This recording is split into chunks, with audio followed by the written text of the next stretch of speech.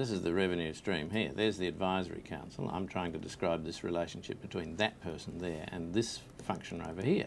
I strongly counsel you not to say any of that. It's obviously what happened. You can't substantiate that. You'll get sued. Look, if we were buying a whole lot of art, why didn't I know about it? All right, why not?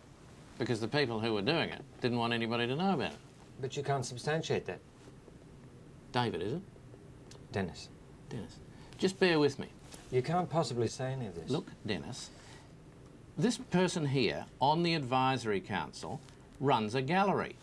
There could be other people in the same position, of course. He's on the advisory council advising the Olympics about what art to buy, and he runs a gallery that's selling it to them. And who better to advise on what art to buy than an expert on art? Another expert on art. An expert on art who's not running the bloody gallery we're buying it from. They were generating money for the games, weren't they? Look, you run a gallery.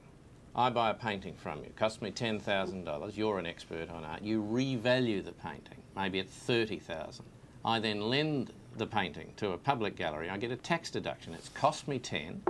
I've got 15 back. I've still got the painting. Next year, you're perhaps going to value the thing up a bit, maybe at about 40, so we're still going to be friends. That's the way it works. How much of that art was purchased at that gallery? I wouldn't know that. I mean, to be honest with you, until this morning, I thought we were organising the Olympics.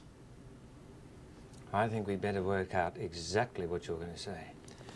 Well, it very much depends on what I'm asked, doesn't it? I want you to listen very carefully. If you're asked a question about what happened on a particular occasion and you don't want to answer, you say, I don't recall. I don't recall. Yes. And if you're asked if some event happened, you say, not that I recall. Not that I recall. That's right. If you're asked whether something happened and it's been established that it did happen, you say, not in my presence. Not in my presence. That's right. If you're asked about any detail about anything, it means they think they've got you. You clam up. You say, not to my knowledge. Not to my knowledge. That's right. And if you think you're about to reveal something, anything, you stop immediately, you turn to the judge and you say, can I have a glass of water? Can I have a glass of water? That's right. God, it's no wonder the court system's going so well, is it? God, he's got you dumping on the hotel business, hasn't he? Yeah. Why does he want me to say all that? I don't know. I'd say there's going to be huge trouble about the cost of accommodation, and he wants to make sure everyone thinks we knew about it and he didn't. But he did know about it. I know. I think we better think about what you're going to say at the inquiry. Well, it depends on what I'm asked, doesn't it? I want you to listen to me very, very carefully. So, when did you become aware that your office was purchasing artworks? Well, when I was made aware that I was to give evidence before this inquiry. Are you aware of who decided what art to purchase? I am now, yes.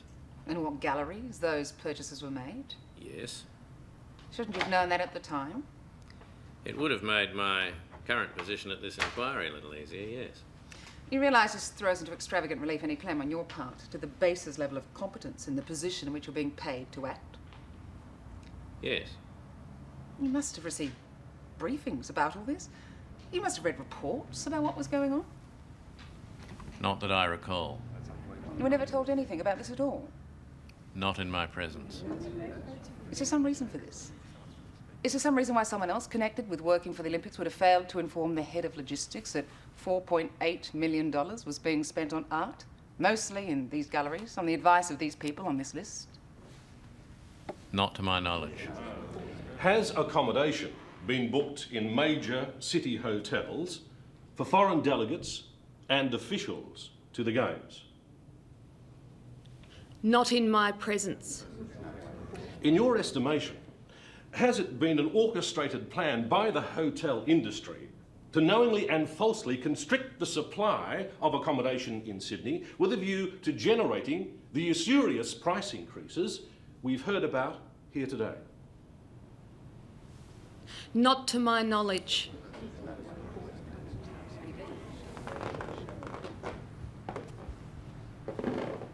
You are Brian Dawe. Can I have a glass of water, please?